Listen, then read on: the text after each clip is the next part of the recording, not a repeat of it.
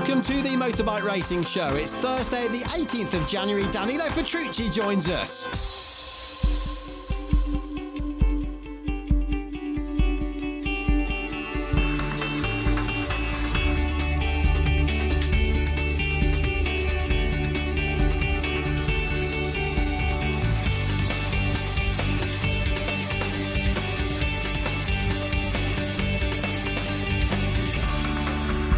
Hello there, Greg Haines with you. Welcome to the show. It's the second show after the first one last week, and I'd like to say thank you very much to all of you.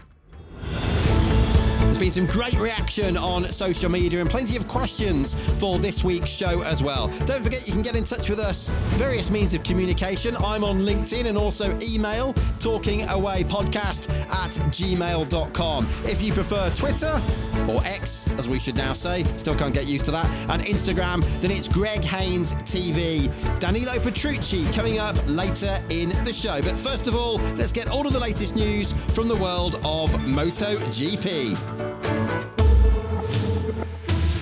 All of the MotoGP teams have dates confirmed for their launches, and it's a big start with Gresini racing Ducati this Saturday with the two Marquez brothers. Next week it's the Ducati factory team, the VR46 squad, and also the new Trackhouse Racing with their launch in Los Angeles. Marc Marquez has responded to reports that Ducati management didn't want to sign him, telling GP1 in Italy that he never had that feeling and he just tried to avoid reading the news. Some say he could receive a rather frosty reception from the VR46 Academy members, but former world champion Loris Capirossi says Marquez will not increase the tension when he was speaking recently with Gazzetta dello Sport. Mark Comer, the managing director of KTM Spain, did not deny their interest in Marquez when speaking the other day with Marca. Valentino Rossi and Luca Marini have won the 100 kilometres of Champions, which took place on Saturday, and that's the annual race at Rossi's ranch in Tavullia, Italy. The two half-brothers came out on top after 50 laps. Second were Elia Bartolini and Celestino Vietti. Third, Andrea Migno and Franco Morbidelli. Fourth were Ferran Cardus and Diogo Moreira, with Fabio Di Giannantonio alongside Dennis Foggia in fifth position, just ahead of Pecco Bagnaia and Marco Bezzecchi. Other big names in teams together were Pedro Acosta and Remy Gardner. They were 12th, with Danilo Petrucci, who's on this podcast later, and Andrea Verona in 18th place. The day before, Friday, Marini had also won the Americana race, just beating Moreira and Rossi himself. It was the 9th edition of the event, and of course, Marini's first Honda race win. Matteo Gabarini, son of Christian Gabarini, Pecco Bagnaia's crew chief, has joined the VR46 Academy. I'm really happy to be part of the Academy, and I want to thank Valentino and all of the staff for this great opportunity, he said, having raced in Italy's CIV Championship last year. 4 Academy riders are currently in MotoGP: Bagnaia, Bezzecchi, Marini and Morbidelli.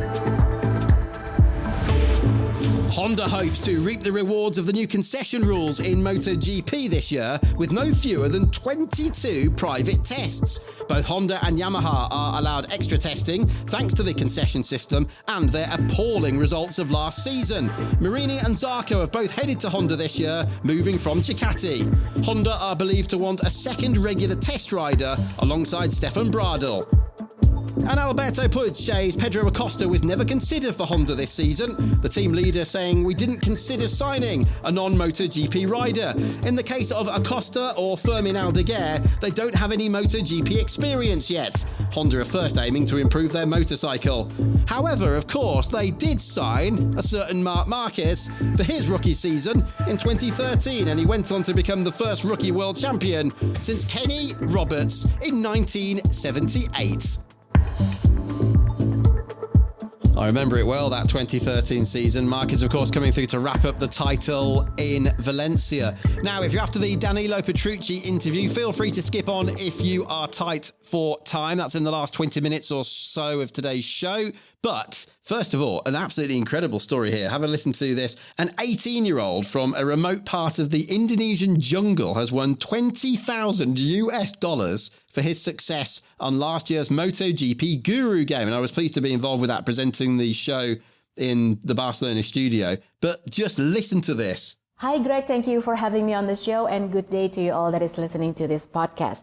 My name is Lucy Wiryono. I'm a former MotoGP host for Indonesian TV show, and I'm currently working as an independent content creator.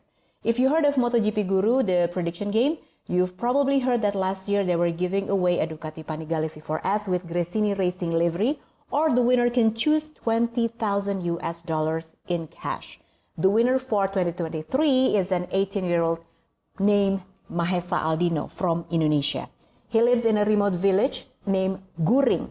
To reach the village, we flew from Jakarta to Bandar Lampung in South Sumatra and drove 6 hours to the nearest town around the village. And from there, we took another 1 hour ride up into the mountains to reach the village.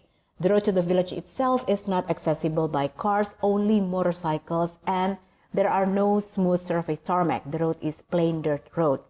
Aldino's village consists of 50 people, and they are all coffee farmers, including his parents.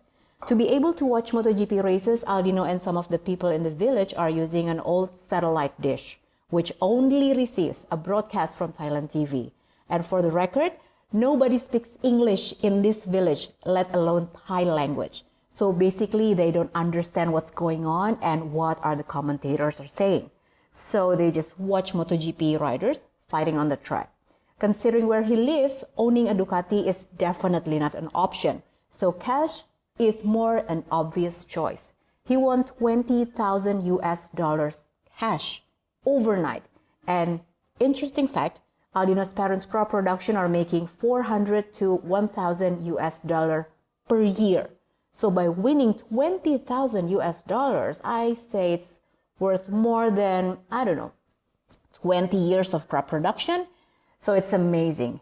And Aldino already made plans on how he wants to spend his prize money. So first, he wants to build a proper home for his family. Second, he wants to give back to the community, build a mosque in the village. And last, he wants to expand his family's coffee plantation.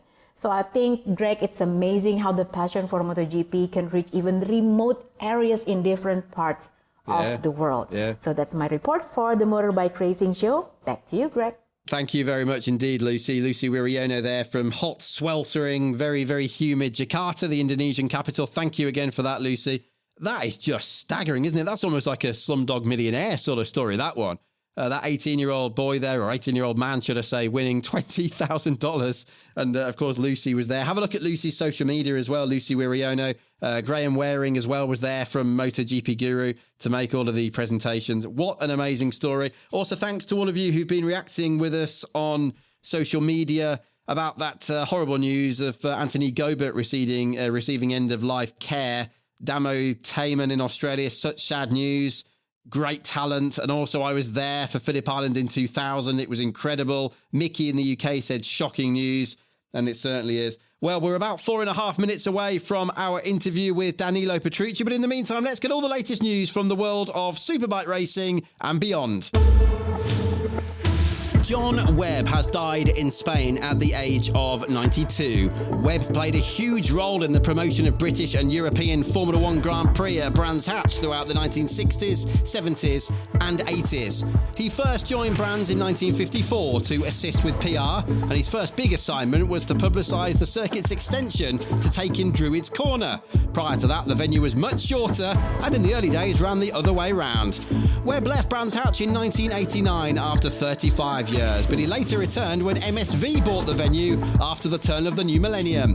Jonathan Palmer, the chief executive of Motorsport Vision, says John Webb was one of the greatest promoters of motorsport this country has ever seen and an extraordinary pioneer.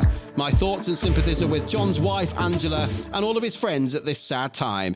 BSB series director Stuart Higgs tweeted about Webb's motorcycle promotional achievements. Stuart saying, while more widely known for his four-wheel events, on John's watch were the original transatlantic mapped races, the F750 World Championship events, and a deep knowledge of promotion and affection of club racing. BMW have launched their 2024 World Superbike projects in Berlin. Toprak Razgatlioglu and Michael van der Mark with SMR, Scott Redding and Garrett Gerloff at Bonovo.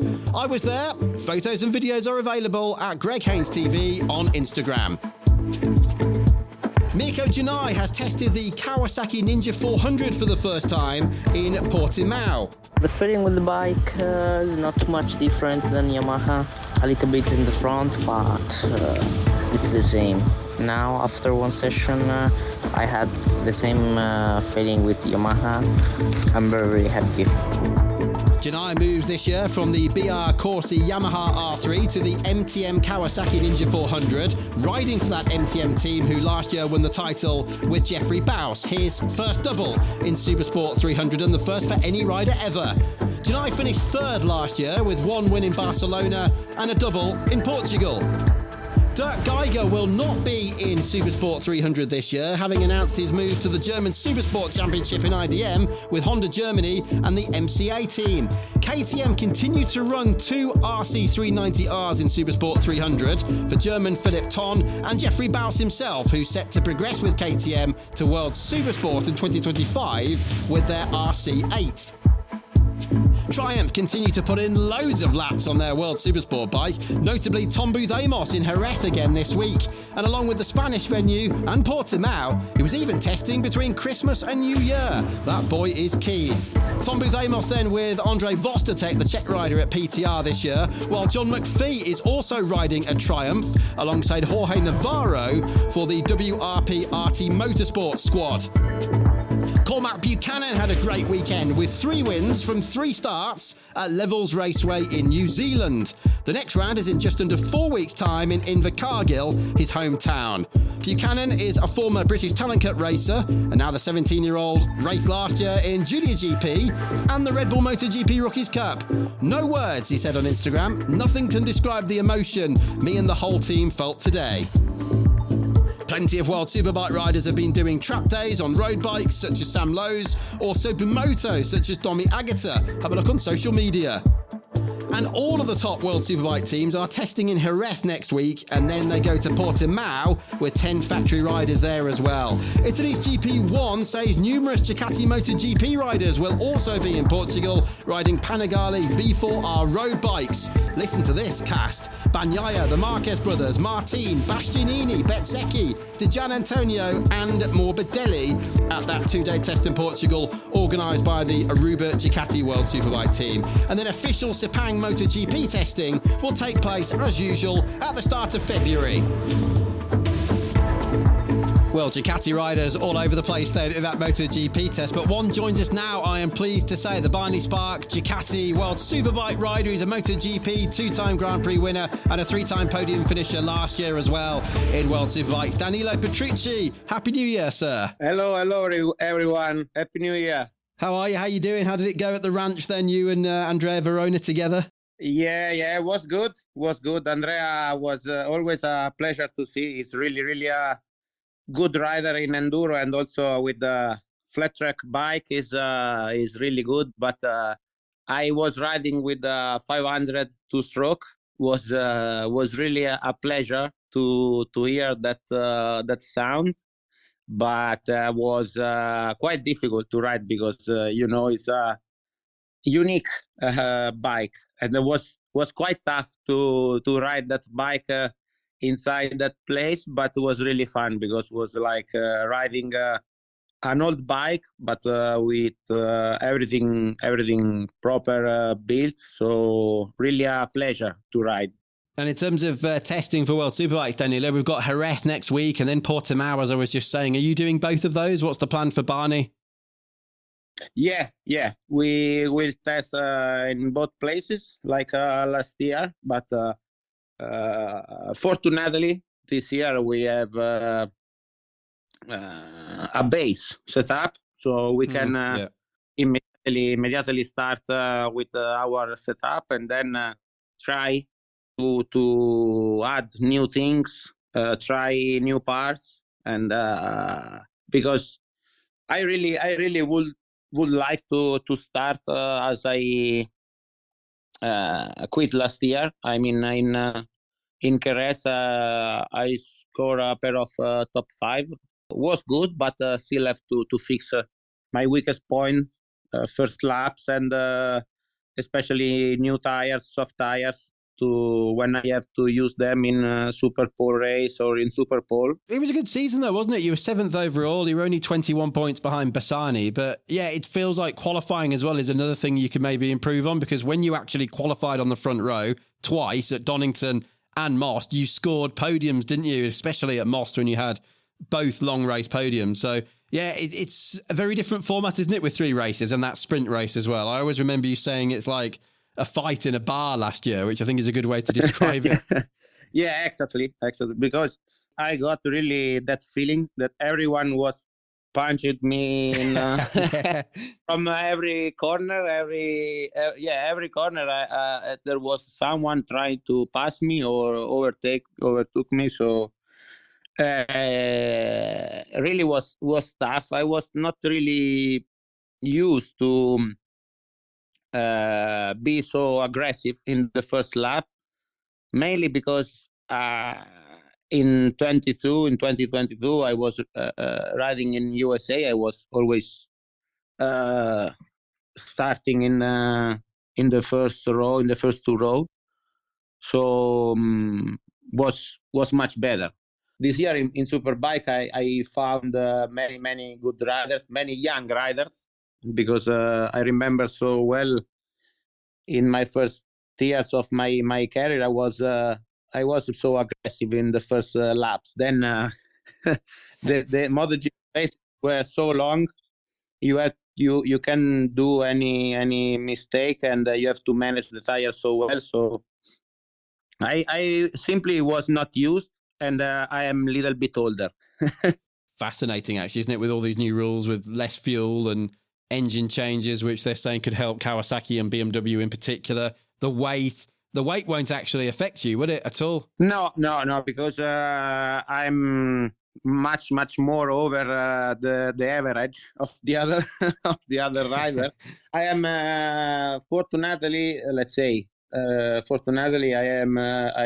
Last year I was in good company with Redding and Buds to pull up the average of the weight, but at the end I can complain to the new rules, because it's not my fault that I am so big, and it's not even Bautista's fault that is so small compared to me.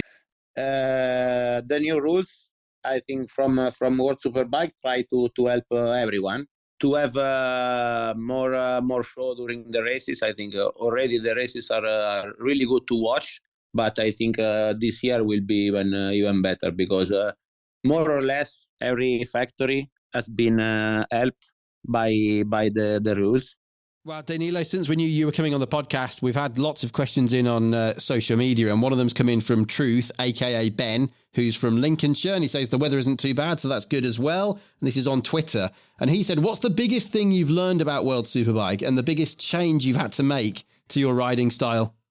For sure, it's I needed to adapt really good to the Pirelli tire that are really competitive, but really different to the tire I was using in USA in 2022. I was already riding Panigale before her, but completely in another way. So I was in trouble in the first part of the season to understand why I was not so fast. Then I learned much more the limit of this tire, and I started to learn a little bit. And but for sure was the main thing. There are many young riders really fast that are really difficult to pass. So I I needed to learn to fight again, to pass, and to defend my position. So was quite tough. Okay, Danilo, have a listen to this. Hello Danilo, I'm Nishant and I'm speaking from India, and I really want to ask you if we can ever by any chance see you back on the MotoGP bike.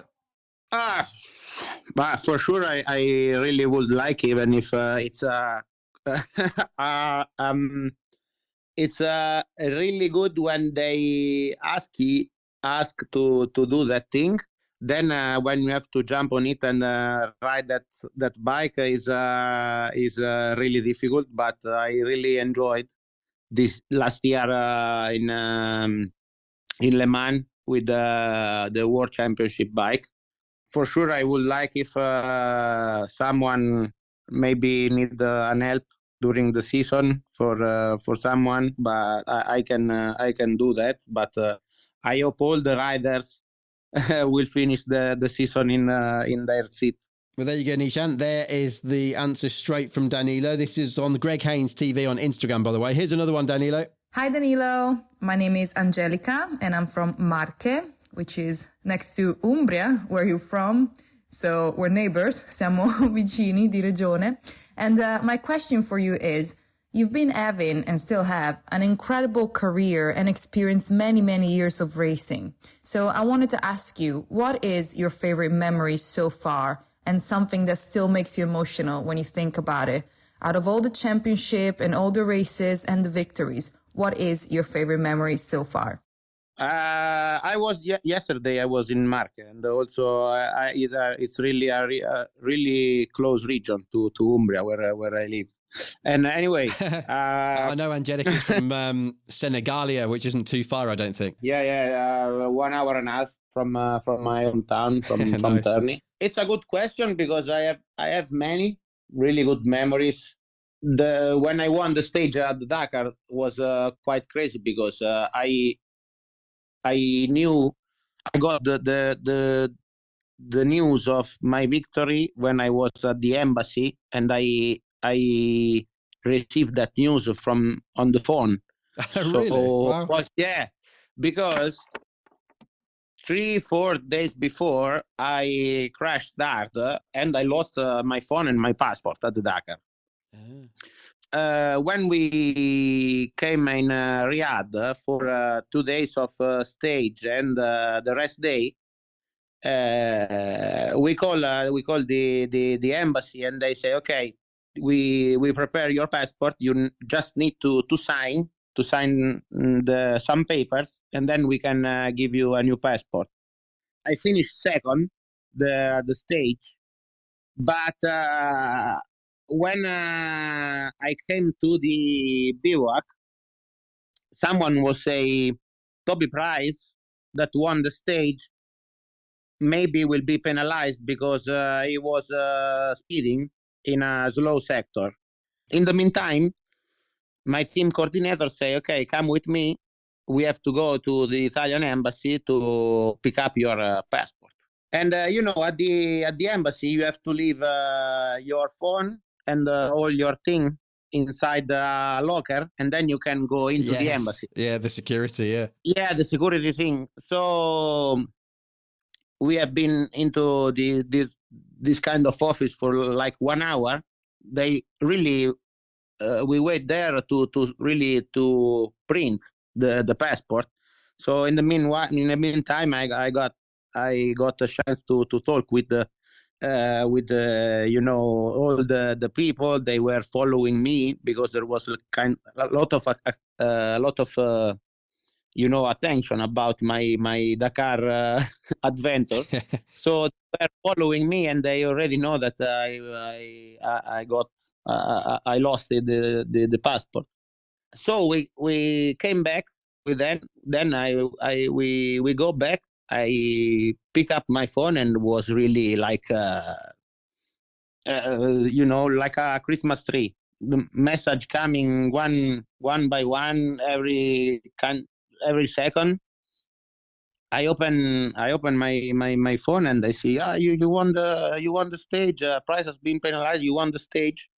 So I just started to cry, but I was alone. I was alone in in a small room outside in the security area into the Italian embassy in Riyadh in Saudi Arabia.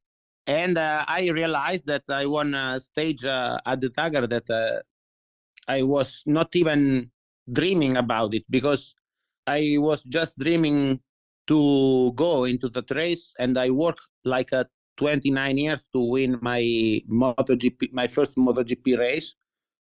And after a few days, I won also a stage at the Dakar without any, I just spent 6 days thinking about it, and for win a stage at the Dakar, and I spent like 29 years to win what I wanted for a lifetime.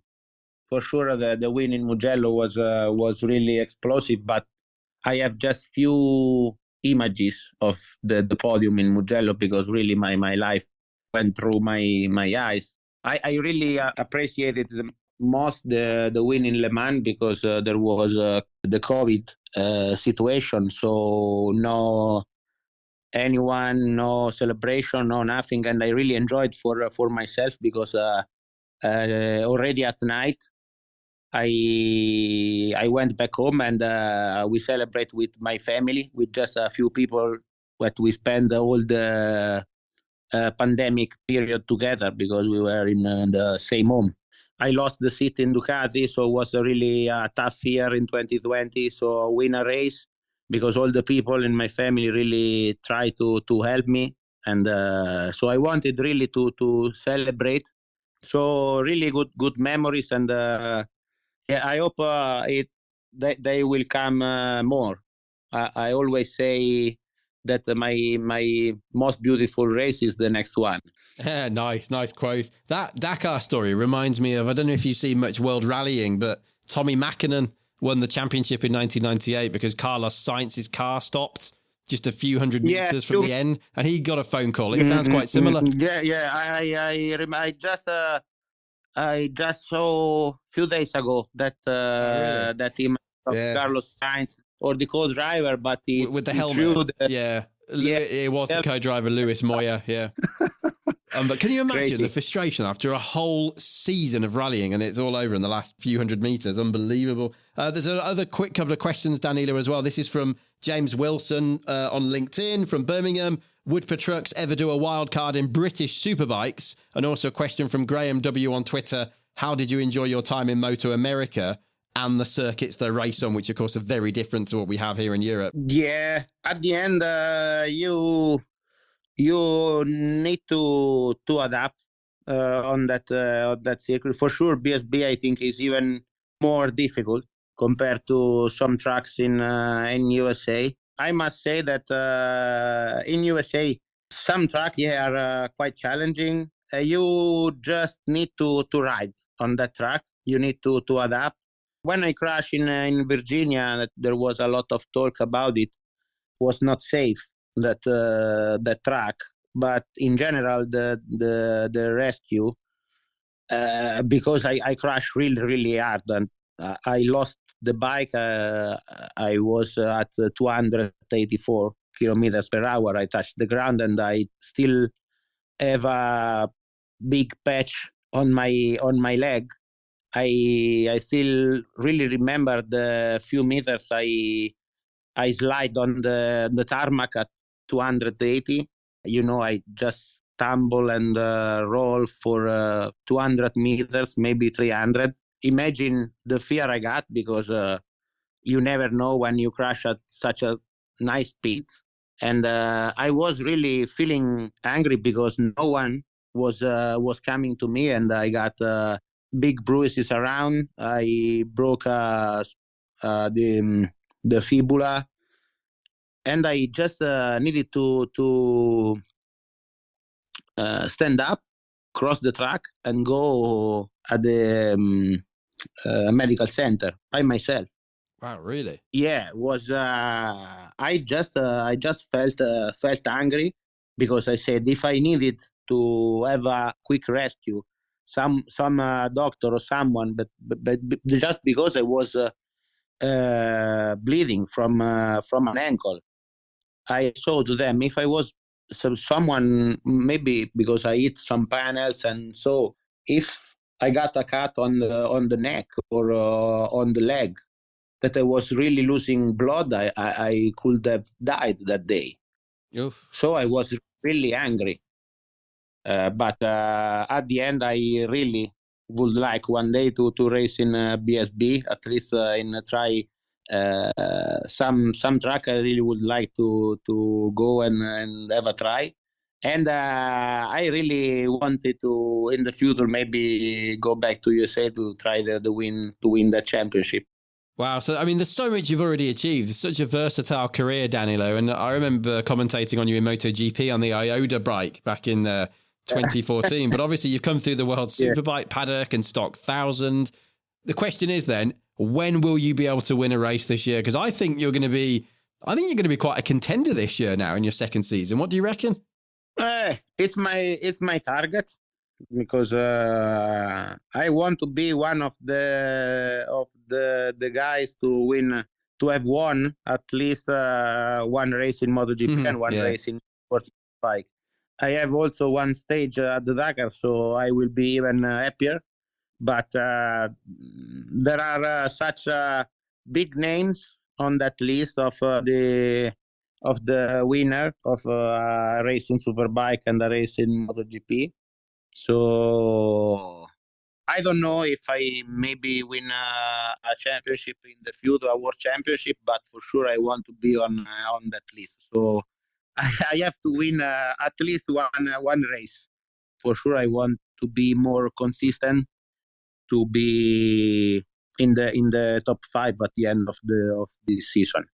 Well, let's hope that happens. It'll be fantastic if it does. Finally, Danilo, for now, who do you think might be winning the championship this year? And just very quickly, what are your thoughts on what Toprak can do with the BMW and, of course, Jonathan Rea with the Yamaha?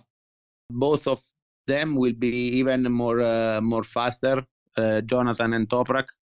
I think Toprak will be really maybe the man to beat, because BMW can develop the bike much more than Yamaha and Ducati, and he is really a good rider, really a good rider. So I think he will be even faster than last year. Jonathan got hungry for victories, because he's after many years, many world titles with Kawasaki, try a new challenge. I think he's really a champion, and Bautista is the world champion. So I think the three of them, they will be even faster than last year. So it's not really a good news for me, but I will be even faster.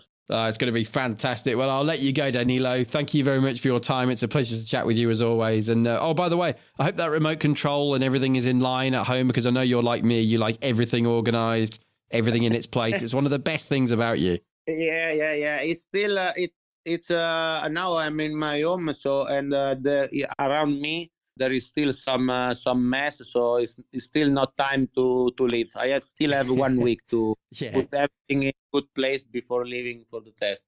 You get all that sorted out, and I'll see you in Jerez next week. But thank you very much. Thank you. It was a pleasure. He's such a nice guy, isn't he, Danilo Petrucci, and we really do wish him all the best in World Superbikes this year, and of course testing as well. And they will be testing next week, Jerez in Spain, 24th and 25th. That's Wednesday and Thursday of next week, and then straight to Portimao on Monday the 29th and Tuesday the 30th. The season itself, which I'll be commentating on with James Toseland once again on Eurosport and Discovery Plus, will begin traditionally, as always, Phillip Island, Australia, at the end of February. Well, thanks very much to Matt White, who's been in touch on Twitter. Loving the new pod, Greg. I usually listen through Spotify on my phone whilst working away, and I usually get through 5 to 6 pods a day. Wow. Nice to have a weekly bike one to add to the list. Matt, thank you very much for that. Really appreciate your kind words. And please keep messaging us. Those questions for Danilo were great. Greg Haines TV on Twitter and Instagram. And also email. We can take questions and voice recordings as well through any of these platforms. The email address is talkingawaypodcast@gmail.com.